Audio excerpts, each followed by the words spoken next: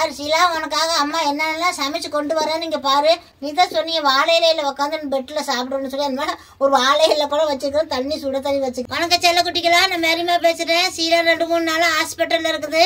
சீலாவை பார்க்கறதுக்கு நான் ஹாஸ்பிட்டலில் போகிறேன். கடையில எல்லாம் வாங்கி கொடுத்துருப்பாங்க. இப்போ என்னென்னா சீலாவை கொண்டு போகிறேன்னு சொல்லி பாருங்கள். இந்த பொரியல், அவியல், பருப்பு ரசம், பருப்பு கூட்டு இதெல்லாம் வச்சு கொண்டு போகிறேன் என்னால் முடிஞ்சது. ஏன்னா அவங்கவுங்க தாய்மாரங்களாம் வந்து பார்த்துட்டு இருப்பாங்க. இதை நீ வர வேண்டாம்னு சொல்லிடுச்சு. ஆனாலும் எனக்கு மனசாட்சி ஒத்துக்கலாம். நான் போய் பார்த்துட்டு விளாண்டுக்கிறேன்.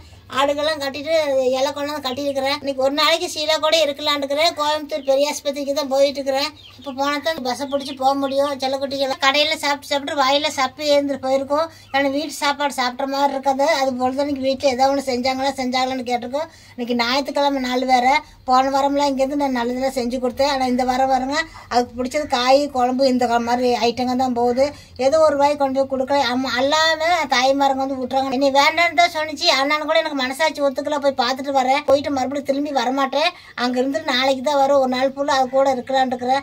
ஏன்னா பாவம்லாம் வயிற்று பிள்ளைக்காரி வேண்டான்னு சொல்லுங்க. இருந்தாலும் கூட அம்மா மச்சான் கூட அதுக்கு ஒரு ஏக்கம் இருக்கும். நான் தாய் தப்பில் வந்து சாப்பாடு ஊட்டிருப்பாங்க. சொந்த பந்தமெல்லாம் வந்துட்டு போகிறாங்க. அதனால் அந்த புள்ள பக்கத்தில் அவங்க வீட்டுக்காரர் மட்டும் தான் இருக்குது. இப்போ போய் அவங்களும் இல்லை. நான் போய் இப்போ போனால் தான் போய் கொடுத்துட்டு வர முடியும். இருந்தாலும் சிக்கன் மட்டன்லாம் எதுவும் இல்லை. இந்த இன்னைக்கு வந்து காய் ரசம் இந்த மாதிரி ஐட்டங்க தான் போகுது.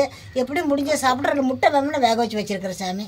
என்னால் முடிஞ்சது. ஏன்னா நீங்களும் கேட்பீங்க ஏமா போய் பார்க்கலான்ட்டு. நீயோட சீலா ஆஸ்பத்திரி அட்மிட் போய் 4 நாள் ஆகுது. அங்கே இருக்கிற செலி பொண்ணு வந்து அதை நான் பார்த்துக்கிறேம்மா இன்னைக்கு வர வேண்டாம் அப்படி சொல்லிச்சு. அது ரொம்ப நல்ல பொண்ணு. இன்னைக்கு வந்து சீலாவையும் பார்த்துட்டு நம்ம முன்கூட்டி போகிறத வந்து செலிங்கிற பொண்ணை பார்த்து நன்றி சொல்லலான்னு தான் போகிறேன். இருந்தாலும் நம்ம முகமாவே தெரியாத ஒரு பொண்ணு பார்த்துக்கிறதுன்னு ஒரு அதிசயம் தான். இருந்தாலும் கடவுளுக்கு தான் நான் நன்றி சொல்லணும். பக்கத்து வீட்டுக்காரெல்லாம் சொல்லியிருக்கிறாங்களா டீ வாங்கி கொடுக்குறாங்க, சாப்பாடுலாம் நாங்கள் கொடுக்குறோன்னு. இருந்தாலும் கூட அவங்களுக்கெல்லாம் பார்த்துட்டு எல்லாத்தையும் ஒரு கண்ணு பார்த்துட்டு நன்றி சொல்லிட்டு வரலான்னு தான் போறேன். கோயம்புத்தூர் உனக்கு சின்ன காரமடை நினைச்சுக்க. காரமலே திக்குமுக்கு ஆடுற நீ கோயம்புத்தூர்ல நீ வரமாட்டா சொல்லிதான் சீலா வராம எடுத்தின காரணம். எப்படியாவது நான் பஸ்காரர்கிட்ட கேட்டாச்சு நான் போயிருவேன் சாமி. சீலா ஹாஸ்பிட்டல்ல விட்டு நீங்க ஜாலியா இருக்கிறீங்கன்னு கேக்குறாங்க. எனக்கு ஜாலியும் இல்லை கூலியும் இல்லை. ஆனாலும் கூட சீலா இல்லாத காரணத்தை எனக்கு நான் 2-3 நாளாச்சு நானும் சரியாவே சாப்பிட முடியுதில்ல. எனக்கு அந்த புள்ள பொஸ்குன்னு வரும். பொஸ்குன்னு போன்ல கேட்கும், பேசும். தூங்குற ஞாபகம் வர்ற ஞாபகம் எல்லாம் கண்ணுக்குள்ளேயே இருக்குது. இருந்தாலும் கூட மற்றவங்களுக்கு சீலை எப்படி இருந்து நான் ஒரு தாய் இல்லையா, அந்த கடமையை செய்யணும்ல. அதனால என்னால் முடிஞ்சது போய் செய்கிறேன். இருந்தாலும் பக்கத்து வீட்டுக்காரர் சாப்பாடு கொடுக்குறீங்களாமா, ரொம்ப நன்றி. அப்படி இருக்கிற பாக்கியத்தில் தான் சாமி என் பிள்ளைய பார்க்குற யாரோ ஒருத்தர் இருக்கிறாங்க. ஆனால் எனக்குன்ட்டு நானே எதுவுமே எடுத்துக்க மாட்டேன். அடுத்தவங்களுக்கு கொடுத்து தான் எனக்கு பழக்கம். அதே தான் உனக்கு கடவுள் அனுப்பிச்சிருக்கிறாரு எல்லாம் தெரியும். என்ன படிக்காட்டி கூட எனக்கு நம்பர் வச்சு நான் கண்டுபிடிச்சிருவேன். நான் வந்துடுவேன், நீ கவலைப்படாத சரியா. அம்மா வந்துக்கிட்டு தான் இருப்பேன். உனக்கு வேணுங்கிறது வந்து பார்த்துட்டு உனக்கு ஒரு ரூபாய் சோறு ஊட்டிட்டு நான் வர்றேன். நான் நீ தான் சொன்னீங்க வாழை இலையில உட்காந்து பெட்டில் சாப்பிடணும்னு சொல்லி, அந்த மாதிரி ஒரு வாழை இலை கூட வச்சுக்கிறேன், தண்ணி சுட தண்ணி வச்சுக்கிறேன்.